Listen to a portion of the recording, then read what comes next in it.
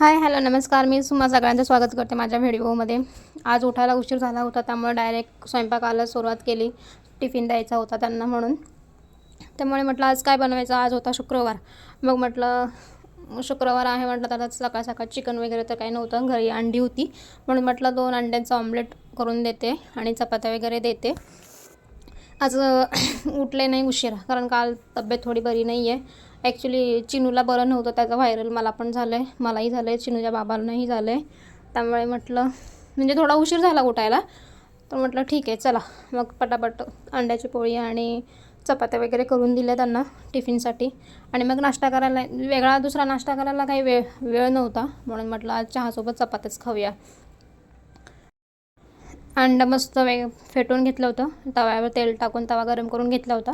त्याच्यावर अंड्याची पोळी सोडून दिली आणि नंतर थोडा वेळ आलटी करून तिला शिजवून घेतली. मला आवडते अंड्याची पोळी आणि चपातीसोबत नाही आवडत, भाकरीसोबत आवडते. भाकरीसोबत छान लागते अंड्याची पोळी. ते सगळं झाल्याच्या नंतर इकडे लावलं होतं आंघोळीचं पाणी. आम्ही पाणी हिटरवरती लावतो, गिझर नाही आहे आमच्याकडे. त्यामुळे सगळे म्हणतात हीटर थोडा रिस्की असतं म्हणून. थोडा नाही म्हणजे हीटर रिस्कीच असतो, पण आता आम्हाला सवय झाली त्यामुळे काही वाटत नाही. मग हीटरवरच आम्ही पाणी तापवतो. मला गॅसवर पाणी तापवायला नाही आवडत कारण ते जसं पाहिजे तसं गरम होत नाही गॅसवरती. मला खूप गरम पाणी लागतं. इकडे मशीन लावलं होतं, कपड्यांचं पाणी आलं होतं. चला मग बसलो आम्ही आमचा आवडता नाश्ता करण्यासाठी. चहा चपाती आमचा आवडता नाश्ता आहे, म्हणजे माझा तरी आवडता नाश्ता आहे. चिनूच्या बाबांना एवढंच असता नाही आवडत, त्यांना चपात्या कडक करून दिला तरच ते खातात चहासोबत. त्यांना नरम चपात्या नाही आवडत चहासोबत खायला, मग त्यांच्यासाठी थोड्या नरम कडक चपात्या करून ठेवते. माझ्यासाठी नरमच असतात. आमचा फेवरेट नाश्ता आहे त्यामुळे अगदी आवडीने आम्ही खात असतो. नाही तर रोज असतं उपमा शिरा वगैरे असतं त्यांच्यासाठी बनवलेला. इकडे नाश्ता करून झाल्याच्या नंतर म्हटलं गॅस वगैरे आवरून घ्यावा. सगळं स्वच्छ करून घेतलं. माझा क्लिनिंगचा फडका खूप खराब झाला आहे. मला ते हे मागवायचं आहे, म्हणजे होतं आधी पण ते खराब झालं होतं म्हणून तेही टाकून दिलं. मग आता हे सध्या हे वापरते. सगळं पडलेलं होतं खाली, चपातीचं पीठ वगैरे पडलं होतं, ते सगळं स्वच्छ करून घेतलं. आणि मग नंतर आंघोळीला वगैरे जायचं होतं. चिनू आमचा 6 वाजताच उठून बसलेला असतो. त्याला बरोबर 6 वाजता झोप येते आणि नंतर बरोबर त्याचं 9 वाजता झोपायचं टायमिंग असतं. किचनचा ओटा क्लीन वगैरे झाल्याच्या नंतर म्हटलं भांडी वगैरे घासून घ्यावी. सगळं बायकांचं आपल्या सगळ्यात आवडतं काम भांडी घासणं. ॲक्च्युली मला आवडतात भांडी घासायला, माझं आवडतं काम आहे ते. त्यामुळे मी अगदी ते मनापासून करत असते. म्हणजे दिवसातून 4-5 वेळा माझं ते भांडी घासायचं काम चालूच असतं. घरात जास्त माणसं नाही आहेत आमच्या, 3च आम्ही आहे, 3-2च आहे. चिनूचे बाबा कामाला गेल्याच्यानंतर आम्ही 2घंच असतो. पण त्याच्यानंतर पण भांडी खूप सारी असतात कारण ते चिनूला जेवण वगैरे बनवायचं, सगळं काय करायचं, त्यामुळे भांडी आमच्याकडे भरपूर असतात. आणि पहिल्यांदा भांडी घासताना माझ्या हाताला म्हणजे असं रॅशेस वगैरे यायचे किंवा एलर्जी वगैरे व्हायची. ॲक्च्युली मला वाटतं ते साबणामुळे असेल, पण ते साबण बंद केल्याच्या नंतर मग आम्ही लिक्विड वगैरे वापरायला लागलो, तर आता थोडं म्हणजे आता काही त्रास होत नाही. मे बी ते साबणामुळेच असावं म्हणून ॲलर्जी होत होती माझ्या हातांना.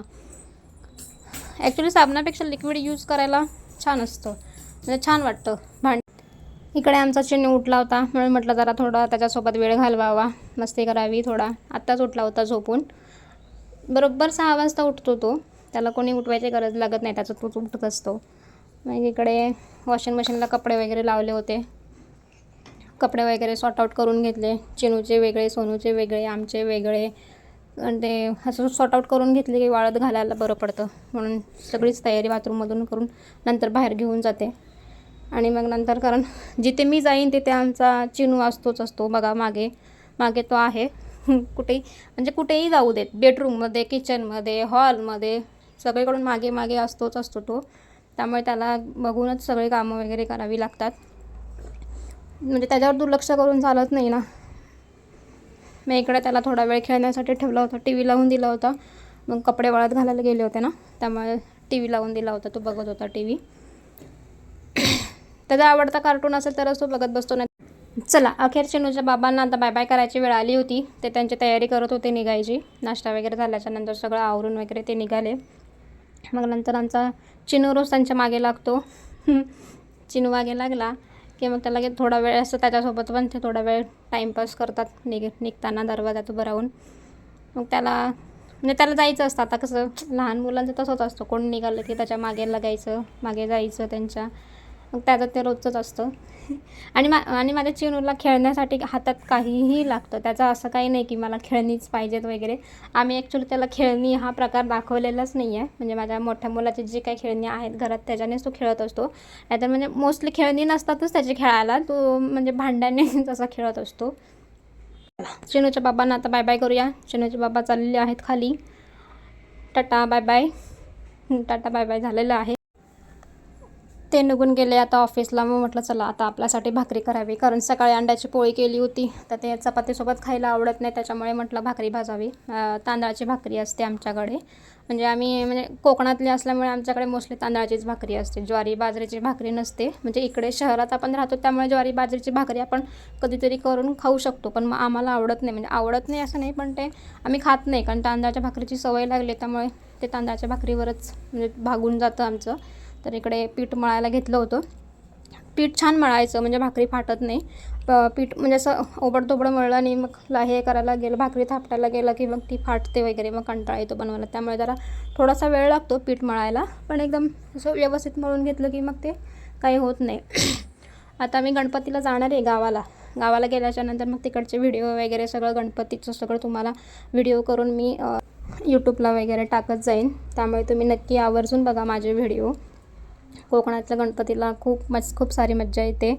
त्यामुळे म्हणजे गणपती येतात त्यावेळी तर आम्ही नाही जाणार आहे, आम्ही 29 तारखेला जाणार आहे, कारण आम्हाला तिकडे विसर्जनासाठी आम्हाला थांबायचं आहे. आणि गणपती येतात त्यावेळी मोठे दीर आमचे आहेत ते जाणार आहेत तिकडे, त्यामुळे आम्ही थोडं उशिरा जाणार आहे. कारण चिनूच्या बाबांचा सुट्ट्यांचा प्रॉब्लेम आहे, कारण आता सासूबाई एक्सपायर झाल्या होत्या त्यावेळी त्यांनी 12 दिवस सुट्टी घेतली होती.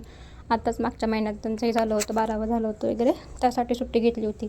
मग आत्ता परत ह्या महिन्यात सुट्टी मिळणं थोडं अवघड आहे. त्यामुळे मग दोघांमध्ये डिवाईड करून गणपती यायच्या वेळेला ते आणि गणपती जायच्या वेळेला आम्ही असं ठरलेलं आहे. त्यामुळे थोडं उशिरा जाणार आहे. तर तिकडे गेल्याच्यानंतर मी नक्की तुम्हाला तिकडचं व्हिडिओ वगैरे सगळं कोकणातलं कशी पद्धत असते काय असते सगळं मी तुम्हाला व्हिडिओवरून सांगत जाईन. अशी गोल भाकरी झाली माझी. ॲक्च्युली मला तांदळाची भाकरी खायला खूप आवडते. माझी आई बनवायची तांदळाची भाकरी, तिचं बघून शिकले होते. लग्नाच्या आधी हे सगळं काहीच येत नव्हतं, ना चपाती येत होती ना भाकरी येत होती. पण काय लग्न झाल्याच्या नंतर जबाबदारी पडली की एका बाईला सगळं काही करावं लागतं आणि मग ते सगळं येतं. त्यामुळे अशी माझी छान गोल भाकरी झाली होती. तुम्हाला भाकरी आवडते, तांदळाची भाकरी आवडते की अजून दुसरी कोणती आवडते मला नक्की कमेंट करून सांगा. आणि आजचा व्हिडिओ तुम्हाला कसा वाटला तेही मला सांगा.